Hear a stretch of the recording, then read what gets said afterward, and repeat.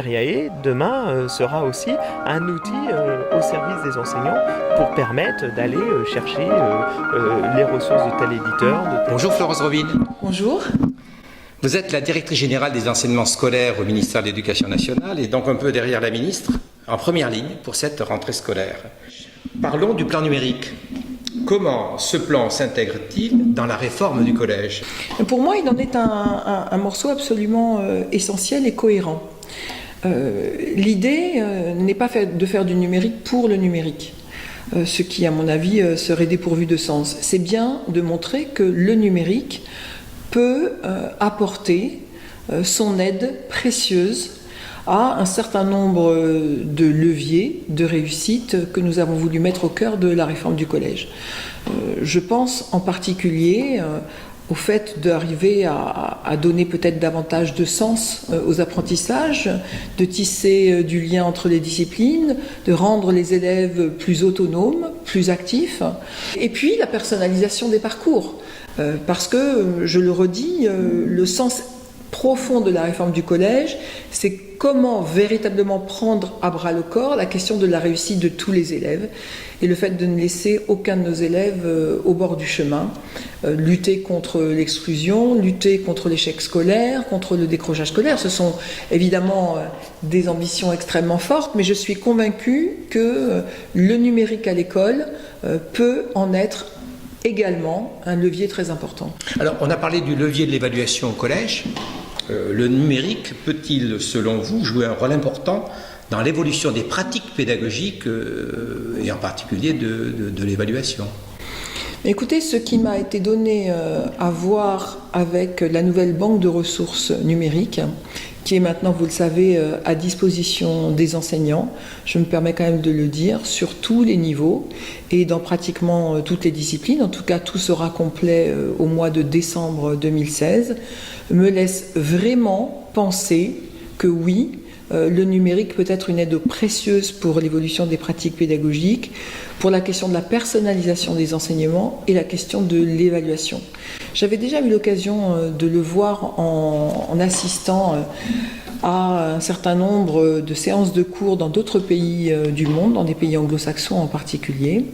Et je crois que là, nous disposons d'outils qui nous permettront d'avancer dans ce sens. En fait, de quoi s'agit-il? Il s'agit d'être au plus près des besoins des élèves et d'avoir une vraie adaptation en temps réel finalement de la manière de faire cours. Je pense que si, et c'est notre cas, nous sommes convaincus que le collège unique est absolument essentiel comme creuset de la nation pour accueillir tous nos élèves, nous sommes aussi convaincus qu'il est nécessaire de faire attention à chaque élève et que chaque élève ne progresse pas au même rythme, ne rencontre pas les mêmes difficultés. Finalement, c'est toute la question de la personnalisation, de l'accompagnement. Mais le numérique peut être une aide absolument essentielle.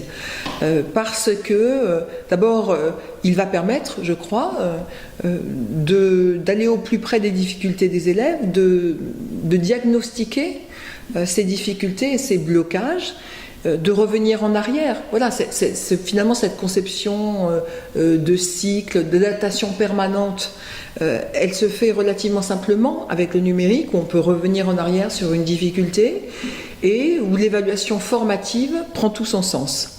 Je crois que c'est vraiment une aide aussi aux enseignants pour concevoir différemment leurs cours, pour être capable d'utiliser tous les moyens qui existent, les vidéos, les schémas, voilà, les graphiques, le travail personnel de l'élève mis en cohérence, et que là, nous avons vraiment un cap qui est franchi dans de nouveaux gestes pédagogiques. Le numérique s'affranchit totalement de l'espace et du temps. Oui, travaille avant, peut le dire on travaille comme ça. après, et donc jouer sur la temporalité en s'affranchissant du temps et de l'espace, c'est peut-être la Oui, force je crois que on a une étape qui est vraiment décisive. Là, vous avez raison de le dire. La salle de classe n'est plus limitée par les murs de la salle.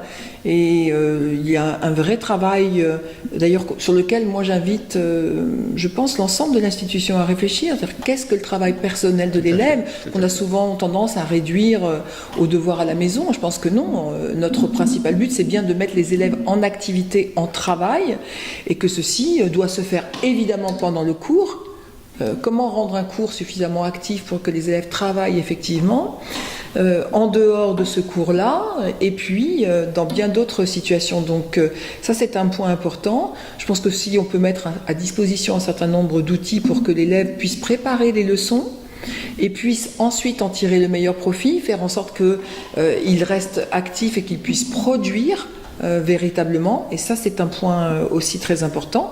Et puis je le redis, ça favorise le travail en groupe pour les élèves, et ça favorise également le retour personnel sur les apprentissages. Voilà, pour que chaque élève puisse véritablement avoir un diagnostic. Je crois aussi que ça peut être une aide dans la collaboration et la coéducation avec les parents. Et pour moi, c'est un point sur lequel nous aurons intérêt à travailler encore. Alors on a parlé des parents, on pourrait parler peut-être des collectivités territoriales, puisqu'elles investissent dans un schéma qui a été défini globalement par les pouvoirs publics et par le président de la République, triptyque infrastructure, formation des enseignants, vous avez parlé, ressources, tout cela est au cœur du plan. Toutefois, ça nécessite de bonnes articulations avec ces collectivités territoriales. Comment cela fonctionne? C'est du partenariat? C'est de la co-construction? C'est un peu des deux. Alors ça dépend évidemment des collectivités territoriales et de l'institution aussi. Localement, pense que, oui, localement, voilà. Je pense qu'il faut que nous apprenions de ce point de vue-là à mieux nous connaître et à mieux travailler ensemble.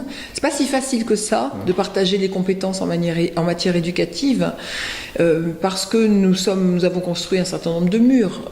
Je pense au fil des années, en schématisant de façon un petit peu trop, je crois, caricaturale, le pédagogique d'un côté et les équipements de l'autre.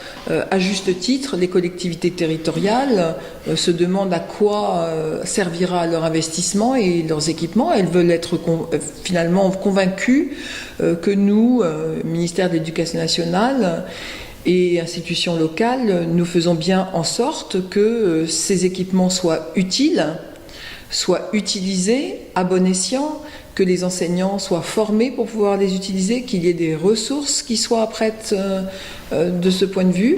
Et donc, nous demandons aux collectivités de nous suivre, parce que sans elles, non seulement de nous suivre, mais de nous précéder et de nous accompagner. Et c'est là où la logique de partenariat doit être extrêmement importante, parce que il y a finalement une vraie convergence à avoir entre nos politiques. Alors ce n'est pas si simple. Et je crois par exemple qu'un certain nombre de laboratoires qui ont été mis en place dans les académies, qui donnent à voir ce qu'est un collège connecté, avec toutes les expérimentations que nous avons faites, lorsque on dispose de stalles qui ont été spécialement conçues pour cela, que les enseignants sont bien équipés, que les élèves sont également bien équipés et qu'on est dans une vraie relation de partenariat, ont permis de convaincre les collectivités que tout ceci était de l'investissement intelligent au service des élèves. Et nous avons extrêmement bien travaillé avec un certain nombre de conseils départementaux ou bien de villes, y compris de petites municipalités rurales. J'en ai vu dans mes divers postes de recteur localement pour une école. Donc je crois qu'il faut que nous apprenions à mieux travailler ensemble et à nous montrer les uns les autres ce que nous voulons faire et à le partager. Les départements disent qu'elles ne pourront pas financer au-delà de ce plan l'équipement pour chaque élève d'un équipement mobile. D'abord, pensez-vous que cet équipement mobile, et donc tout le problème de la mobilité, deviendra à terme le cartable numérique de chaque élève? Moi, je suis absolument convaincue que le caractère mobile est essentiel. Il faut que, de ce point de vue-là, il faut que nous arrivions à développer une logique de l'apprentissage permanent chez nos élèves. Et donc, effectivement, puis je parlais de ressources numériques extrêmement innovantes, capables d'aider l'élève à apprendre, capables de le faire revenir sur des notions qu'il n'a pas comprises, capables de diagnostic, capables de tisser des liens par rapport à d'autres activités. Si ceci n'est disponible qu'à certains moments et de manière extrêmement figée, on perd une grande partie de l'avantage. Donc oui, je crois que l'équipement mobile est absolument essentiel. Alors on peut imaginer diverses solutions qui vont de la mise à disposition d'équipements mobiles pour une classe qui va suivre finalement la classe en question dans tous ses déplacements, jusqu'à des équipements personnels comme cela se passe dans un certain nombre de collectivités.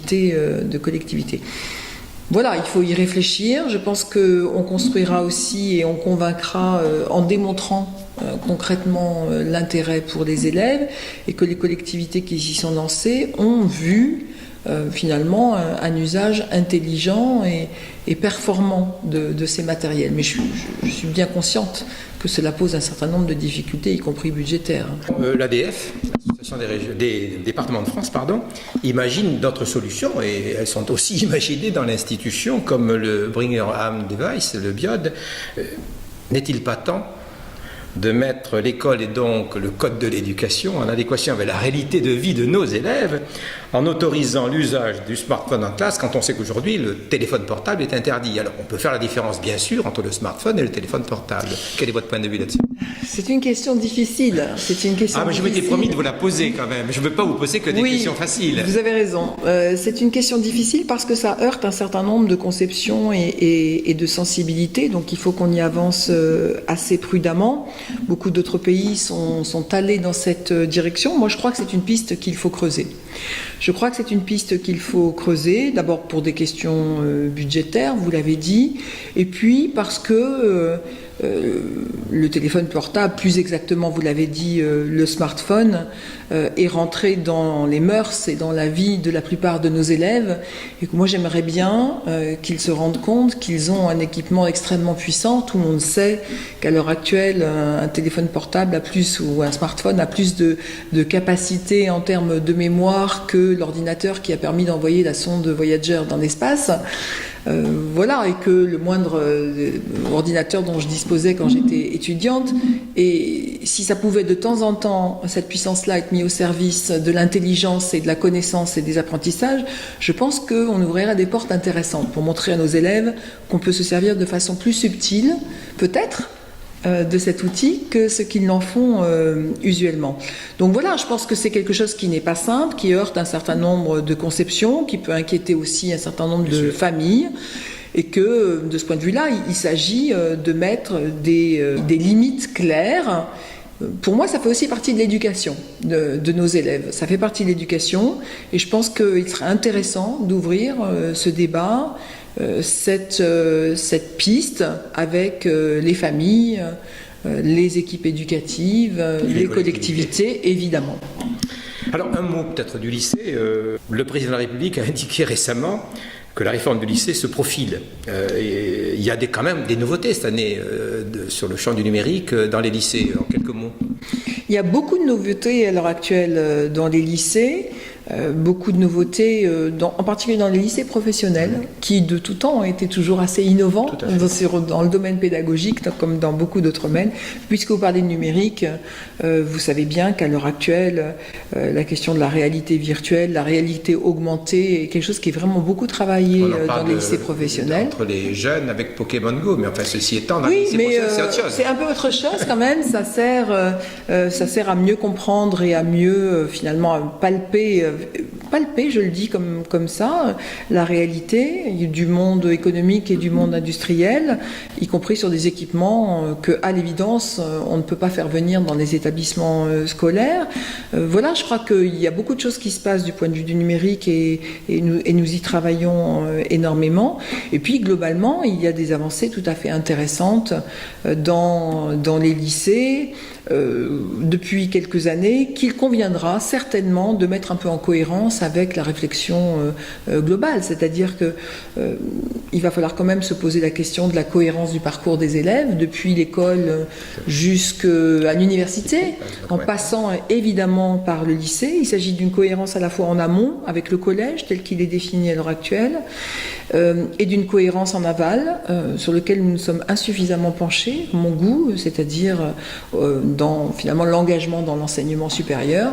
De ce point de vue-là, on y travaille. On a fait plus d'avancées, je le redis encore, avec des bacheliers professionnels, par exemple, vers les BTS, et nous sommes en train de lancer des expérimentations dans ce sens, mais nous devrions aller plus loin. Moi, je rêve d'un travail qui définirait de façon plus claire les attendus de la fin de la classe de terminale, et peut-être en cohérence avec les compétences qui sont attendues à l'entrée du supérieur. Il y a tout un travail à faire là-dessus, il me semble, qui devra certainement de toute façon être enclenché. c'est bien l'histoire du bac-3, bac+3 finalement qui est au cœur.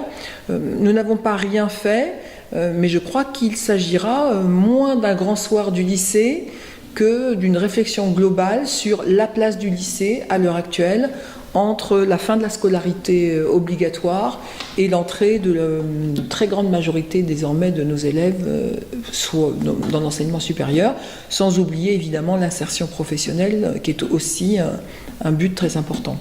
Merci beaucoup Florence Robine. Je vous remercie.